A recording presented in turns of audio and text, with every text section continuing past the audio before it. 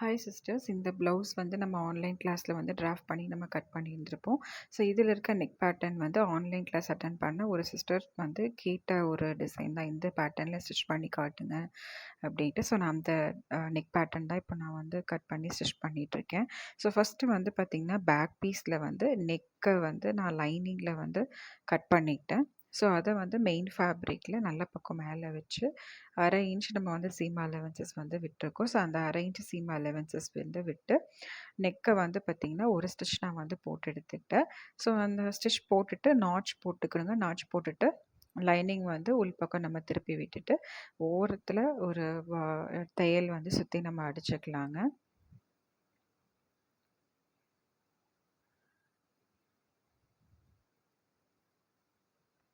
So இதுக்கு வந்து பார்த்திங்கன்னா நான் பின்னாடி வந்து நாட் வச்சு நான் வந்து எடுத்துக்கிட்டேன். ஸோ ப்ளவுஸோட நெக்கு வந்து நீட்டாக ரொம்ப அழகாக வந்துருந்ததுங்க. ஸோ நீங்களே பார்ப்பீங்க எந்த அளவுக்கு நீட்டாக இருக்குது அப்படின்ட்டு. நாட் வந்து நான் வந்து எடுத்துக்கிட்டேன். நார்மலாக ஒரு நாட் வந்து எடுத்துக்கிட்டேன். ஸோ அடுத்தது வந்து பார்த்திங்கன்னா கீழே வேஸ்ட் பக்கம் வந்து 1/2 இன்ச் நம்ம சீம் அலவன்சஸ் வந்து நம்ம கொடுத்துருக்கோம். ஸோ அந்த 1/2 இன்ச் சீம் அலவன்சஸ் வந்து உள்ளே நம்ம மடித்து அடிக்கணும். நான் ஃபஸ்ட்டு வந்து லைனிங்கை உள்ளே மடிச்சுட்டு அண்ட் அதோட ஆப்போசிட் டைரெக்ஷனில் மெயின் ஃபேப்ரிக்கை அதே அளவுக்கு வந்து உள்ளே மடித்து அடிச்சுட்டு 1/2 இன்ச் வந்து சீம் அலவன்சஸ் வந்து நம்ம கொடுத்துருக்கோம் வேஸ்ட் கிட்ட. ஸோ அந்த 1/2 இன்ச் வந்து உள்ளே மடித்து அடிச்சுக்கிட்டேன். அண்ட் அதே மாதிரி லைனிங்கும் மெயின் ஃபேப்ரிக்கும் வந்து நம்ம சுற்றி வந்து ஓரம் அடிச்சுக்கலாங்க. நம்ம அதை சீல் பண்ணணும் இல்லையா, பிரிஞ்சு வராமல் இருக்கிறதுக்காக. ஸோ அதை வந்து நான் சுற்றி அடிச்சிட்டேன். அண்ட் அதுக்கப்புறம் இங்கே எக்ஸ்ட்ரா இருக்கிறத வந்து நம்ம ட்ரிம் பண்ணி எடுத்துக்கலாம். நான் வந்து இங்கே அந்த மெயின் ஃபேப்ரிக்கை மட்டும்தாங்க ட்ரிம் பண்ணுறேன். நம்ம லைனிங்கை ட்ரிம் பண்ணக்கூடாது. ஏன்னா லைனிங் தான் நம்மளோட கரெக்டான அளவு. அடுத்தது வந்து ஃப்ரண்ட் பீஸுங்க. இது வந்து பிரின்சஸ் கட் அப்படின்றனால நம்ம வந்து ஃப்ரண்ட் பீஸ் நம்ம எடுத்து நம்ம கட் பண்ணிக்கலாம். ஸோ ஃபஸ்ட்டு வந்து நெக்கை வந்து அதே மாதிரி லைனிங்கில் வச்சு அடிச்சுட்டு திருப்பி நாட்ச் போட்டு திருப்பி விட்டு எடுத்துட்டேங்க. அண்ட் அதுக்கப்புறம் லைனிங்கும் மெயின் ஃபேப்ரிக்கும் ஃபுல்லாக வந்து நான் சீல் பண்ணிட்டேன் பிரிஞ்சு வராமல் இருக்கிறதுக்கு. அண்ட் எக்ஸஸாக இருக்க மெயின் ஃபேப்ரிக்கை வந்து ட்ரிம் பண்ணி எடுத்துட்டேன்.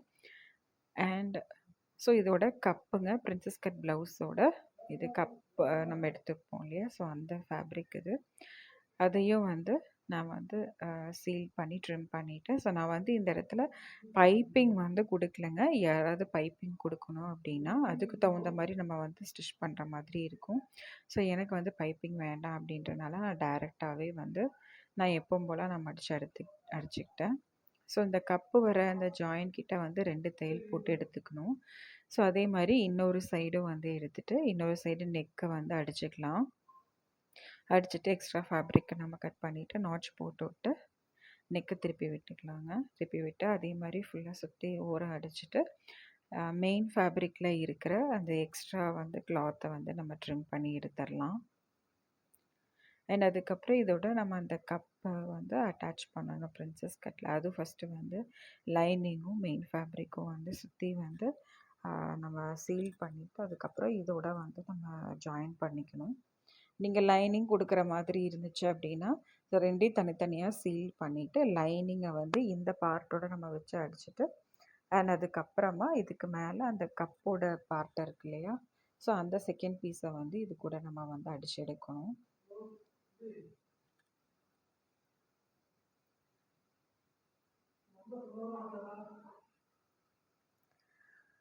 ஸோ மெயின் ஃபேப்ரிக்கை வந்து நம்ம கட் பண்ணிடலாங்க, ட்ரிம் பண்ணிடலாம். லைனிங்கை நம்ம ட்ரிம் பண்ணக்கூடாது. ஏன்னா லைனிங் தான் நம்மளோட கரெக்டான அளவு. சரிங்களா? ஸோ நீங்கள் பைப்பிங் கொடுக்குற மாதிரி இருந்துச்சுன்னா இப்போது இந்த டைமில் வந்து அந்த சென்டர் டார்ட்டுக்கிட்ட நம்ம வந்து பைப்பிங் கொடுக்குற மாதிரி இருக்கும். நான் வந்து பைப்பிங் கொடுக்கல, எனக்கு வேண்டான்றனால. ஸோ இந்த இடத்துல நம்ம 2 தையல் போட்டுக்கணுங்க, பிரிஞ்சு வராமல் இருக்கணுன்றதுக்காக.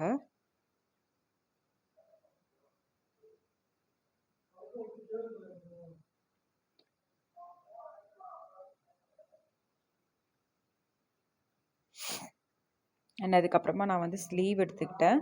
ஸ்லீவில் வந்து பார்த்திங்கன்னா எனக்கு மெயின் ஃபேப்ரிக்கில் வந்து கொஞ்சம் வந்து ஸ்லீவ் பத்தாமல் இருந்தது. நான் அது எக்ஸ்ட்ரா வந்து கொஞ்சம் ஃபேப்ரிக் கொஞ்சம் ஒட்டு போட்டு நான் ஸ்டிச் பண்ணியிருக்கேன். ஸோ இதுலேயும் வந்து லைனிங் வந்து மெயின் ஃபேப்ரிக்கை உள்ளே வச்சு மடிச்சு அடிச்சு நான் திருப்பி அவுட்லைன் அடிச்சிட்ருக்கேன் அதில். ஆஸ் யூஷுவல் நம்ம நார்மலாக எல்லா ப்ளவுஸ்க்கும் நம்ம எப்படி பண்ணுவோமோ அதே மாதிரி தான். நல்ல பக்கம் மேலே லைனிங்கை வச்சு அடித்து உள்ளே திருப்பி விடுற மாதிரி தான் நான் அடிச்சிருக்கேன். ஸோ இப்படி அடிச்சுட்டு நம்ம லைனிங் இந்த மெயின் ஃபேப்ரிக்கில் இருக்க எக்ஸ்ட்ராலாம் வந்து நம்ம ட்ரிம் பண்ணி எடுத்துடலாம். ஸோ எப்போவுமே ஞாபகம் வச்சுக்கோங்க, நம்ம வந்து நம்மளோட லைனிங் கிளாத் நம்ம கட் பண்ணியிருக்கிறது வந்து நம்மளோட கரெக்டான அளவு. மெயின் ஃபேப்ரிக்கை தான் நம்ம வந்து எக்ஸஸ் ஏதாவது ஃபேப்ரிக் இருந்ததுன்னா நம்ம வந்து கட் பண்ணி எடுக்கணும். சரிங்களா? ஸோ நான் ஒரு ஸ்லீவ் அடிச்சுட்டேன். இதே மாதிரி இன்னொரு ஸ்லீவையும் வந்து அடிச்சுக்கலாங்க.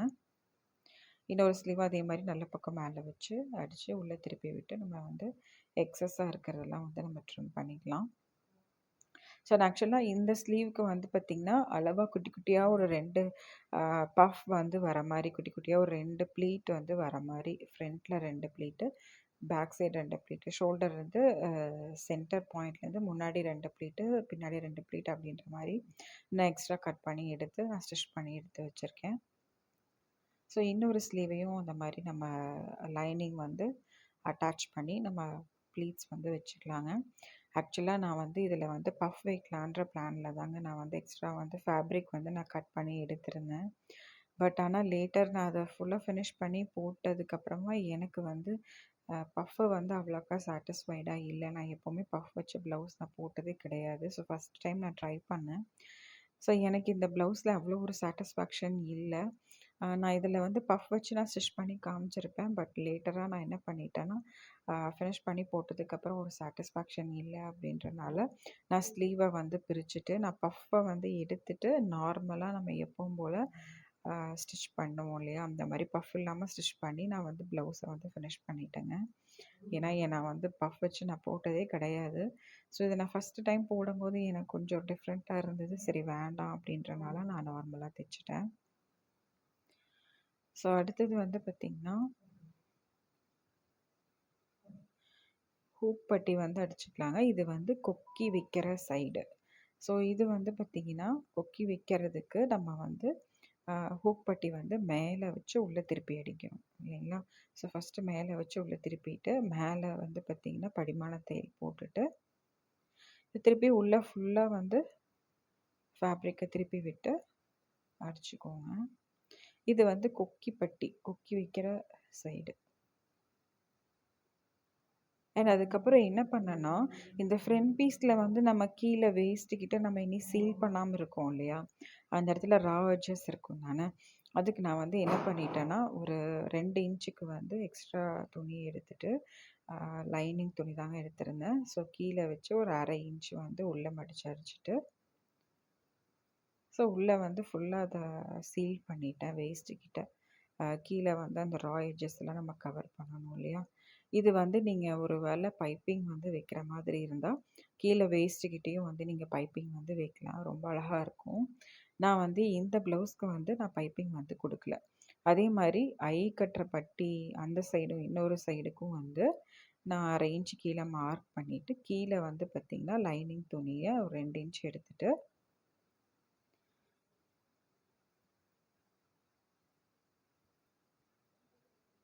ஹைட்டு நான் க்ராஸ் செக் பண்ணிட்டேன் கரெக்டாக இருக்கா அப்படின்னு. செக் பண்ணிவிட்டு உள்ளே வச்சு ஃபஸ்ட்டு மேலே வச்சு மடித்து அடிச்சிட்டேங்க. அடிச்சுட்டு திருப்பி அதை உள்ளே வந்து திருப்பி விட்டு படிமான தையல் போட்டுட்டேன் ஃபஸ்ட்டு மேலே.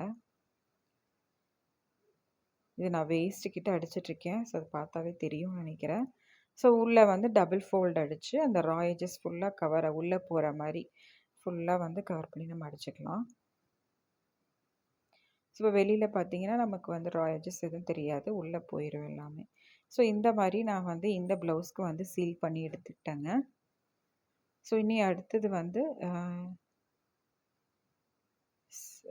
ஆக்சுவலாக இதில் வந்து இடையில ஒரு வீடியோ வந்து மிஸ் ஆயிடுச்சு. ஃப்ரண்ட் பீஸும் பேக் பீஸும் வந்து பார்த்திங்கன்னா எப்படியும் இங்கே மாறிடுச்சுங்க. ரெக்கார்ட் பண்ணாமல் விட்டுட்டேன். ஃப்ரண்ட் அண்ட் பேக் வந்து ஜாயின் பண்ணிக்கணுங்க. அண்ட் அதுக்கப்புறம் வந்து ஸ்லீவ் வந்து இதில் நான் ஜாயின் பண்ணிகிட்ருக்கேன். ரெக்கார்ட் பண்ணாமல் விட்டுட்டேன். ஸோ அது மிஸ் ஆயிடுச்சு. ஸோ நீங்கள் இது பார்ட் முடித்ததுக்கப்புறமா தனித்தனி எல்லாம் ஃபினிஷ் பண்ணதுக்கப்புறமா ஃப்ரண்ட் பீஸையும், பேக் பீஸையும் ஷோல்டரில் வந்து ஜாயின் பண்ணிவிட்டு, அதுக்கப்புறமா வந்து ஸ்லீவை வந்து ஜாயின் பண்ண ஸ்டார்ட் பண்ணணுங்க. ஸோ ஒரு சைடு ஸ்லீவ் வந்து ஜாயின் பண்ணிவிட்டு, அதே மாதிரி இன்னொரு பக்கமும் ஸ்லீவ் ஜாயின் பண்ணி எடுத்துக்கிட்டேன்.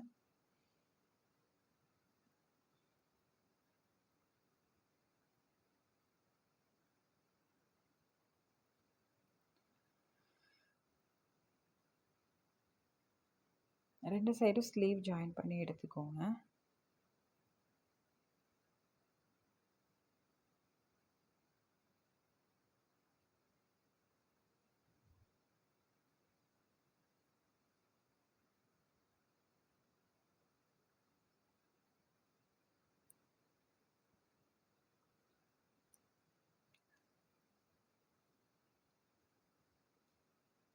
ஸோ நான் ஜென்ரலாகவே ஸ்லீவ் வந்து எப்படி ஜாயின் பண்ணுவேன்னா, ஸ்லீவோட ஷோல்டர் கிட்ட கரெக்டாக ஈவனாக வச்சு நாட்ச் போட்டுட்டு ஃபஸ்ட்டு ஏதோ ஒரு சைடு பாடி பீஸோட ஜாயின் பண்ணுவேன்.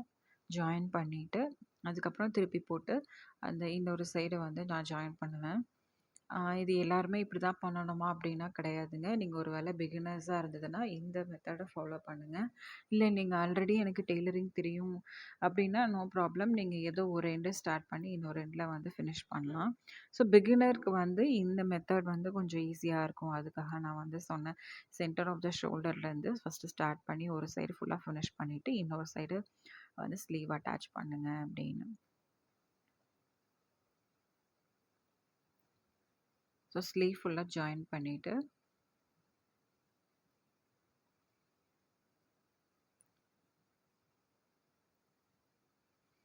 பாடி வந்து ஜாயின் பண்ணணுங்க. பாடி வந்து ஜாயின் பண்ணும்போது நம்ம கிளாஸ்லேயே வந்து பார்த்தீங்கன்னா, ஃப்ரண்ட்டு, பேக்கு எல்லாமே வந்து நம்ம நீட்டாக மார்க் பண்ணி வச்சுருக்கோம். ஸ்லீவ் எல்லாமே நம்ம மார்க் பண்ணியிருக்கோம். ஸோ நீங்கள் அந்த மார்க்லேயே நீங்கள் வந்து தையல் போட்டுக்கலாம். தப்பு கிடையாது.